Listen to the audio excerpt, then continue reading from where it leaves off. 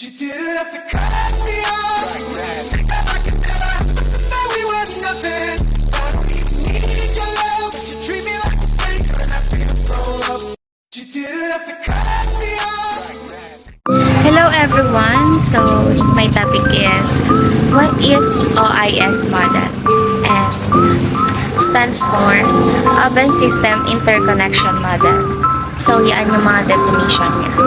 So, ang OSI model is may 7 layers and nag-umpisa siya sa baba. Physical, this is the first layer. Then, the second is data link. Third is network. Then, fourth is transport. Then, fifth is session. And sixth is presentation. Then, the last is application. Carry data through the physical hardware. So, ano nga ba ito? Ito yung data na dumadaan through physical hardware. So, such as internet cable and fiber optic. Next is data link. More information are added to the data such as MAC address. And then, ang example na data link is switch. Next is network. Handles IP address and routing. Example naman ng network is router. So, siya yung nagbibigay ng IP address. Fourth is transport, which is determines what parts to be used. Fifth is session, responsible to start and to stop a session. So, sixth is presentation, responsible for data formatting that is used to encrypt or decrypt data. Lastly is application, where application user and communicates. So, ito yung application, the word itself, application. Ito yung mga emails, messenger, Facebook, etc. Ito yung mga nakikita ng users. OSI network layer. The network layer is the responsible for receiving frames link layer and delivering them to their intended destination among based on addressing contained inside the frame. The network layer finds the destination by using logical address such as IP Internet Protocol. Ang network layer daw ay may pananagutan sa pagtanggap ng mga frame mula sa layer ng data link at paghatid ng mga ito sa mga kanilang mga nilalayong destinasyon batay sa mga address na nasa loob ng frame at hinahanap ng mga network ang mga patutunguhan sa pamamagitan ng mga logical na address gaya ng IP address, Internet Protocol. The network layer is the key component of the TCP/IP network model and is responsible for routing packets across different networks. Its main objective is to establish logical path known as route between the source and destination device in a network. Ang network layer daw ay isang mahalagang bahagi ng modelo ng TCP at IP networking at responsible para sa pagruruta ng mga packet sa iba't ibang network. At ang mga pangunahing layunin daw nito ay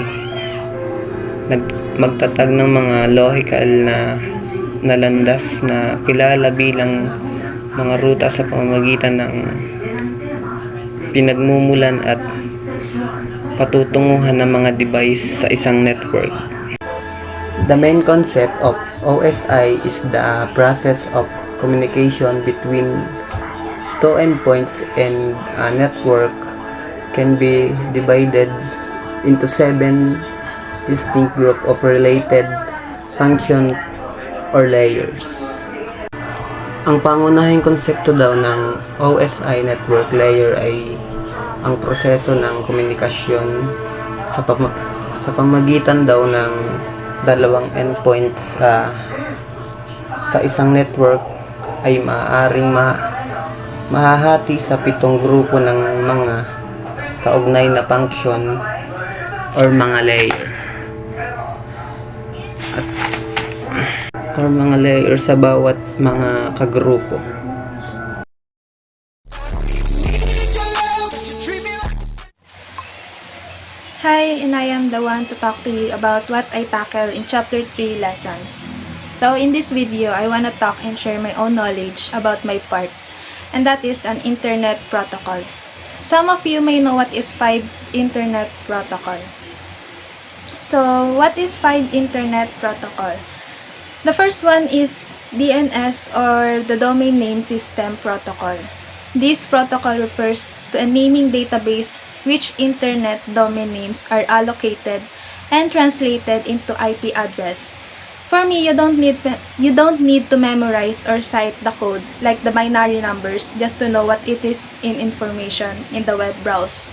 You can just simply type the domain name system like we tackle about the chapter name cisco.com.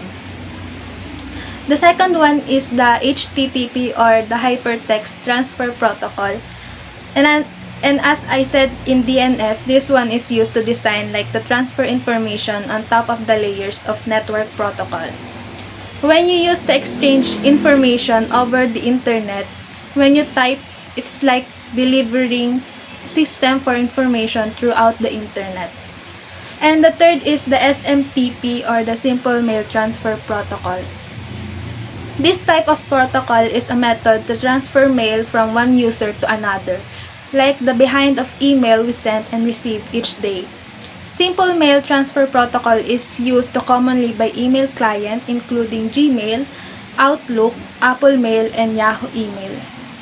The POP or the Post Office Protocol, other than SMTP, this one is used as message transfer when that message is sent. But for POP, it is the type of computer network that retrieves and extracts email from a remote mail server. So some of the local software clients used to retrieve emails from this remote email server. And the last one is DHCP or the Dynamic Host Configuration Protocols.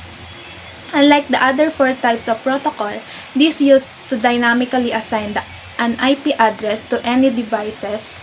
DHCP also a server that assign IP address, DNS server, subnet mask, and default gateway.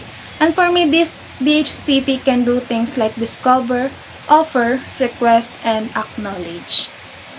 you didn't have to cut me